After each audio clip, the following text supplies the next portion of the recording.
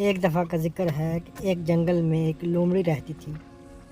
وہ بہت بھوکی تھی اور چلتے چلتے وہ کافی دور نکل گئی۔ آخر کار وہ ایک باغ میں پہنچی جہاں اس نے بہت سے انگوروں کے درخت دیکھے۔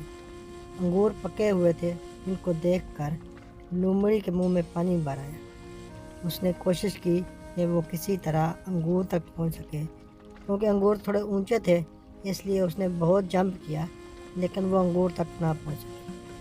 جمپ کر کر کے وہ تھک گئی۔ آخر کار اس نے سوچا کہ میں ان انگوروں تک نہیں پہنچ سکتی۔ اس نے کہا، ابھی انگور کچے ہیں، میں 2-3 دن کے بعد آ کر ان کو کھا لوں گی۔